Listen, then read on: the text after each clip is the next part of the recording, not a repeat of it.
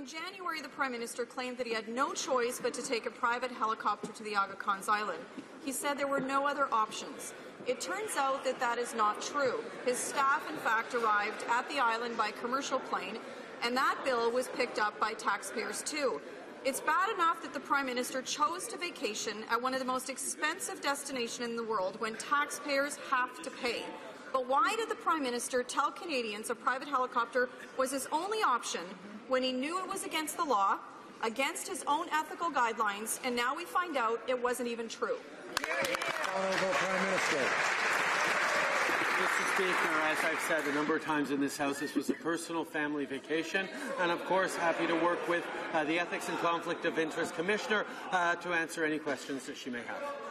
The Honourable Leader of the Opposition. Not an answer. Well, Mr. Speaker, that's not an answer to our question. This is not a conversation between him and the Ethics Commissioner. In fact, he told all Canadians publicly that, in fact, he had no other option. So the question is very simple.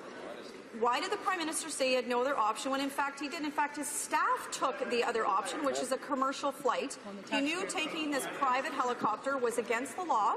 It was against his own ethical guidelines, and now we find out it wasn't even true. Why did he tell Canadians this if it wasn't true? Honourable Prime Minister. Mr. Speaker, this was a personal family vacation, and I'm happy to work with the Ethics Commissioner, Ethics and Conflict of Interest Commissioner on any questions she may have.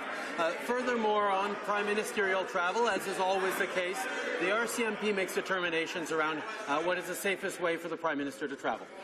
Honourable Leader of the Opposition. Well, Mr. Speaker, no one has begrudged the Prime Minister a vacation, but first of all, Mr. Speaker, when he chose to vacation at one of the most expensive places in the world, knowing full well taxpayers have to pay for wherever he goes for security, that was a choice he made. But second of all, he's told all Canadians that he thought there was no other option.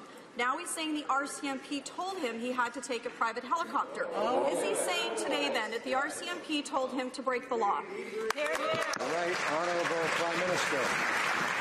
Mr. Speaker, I'm happy to work with the Ethics and Conflict of Interest Commissioner on the details of my personal family vacation.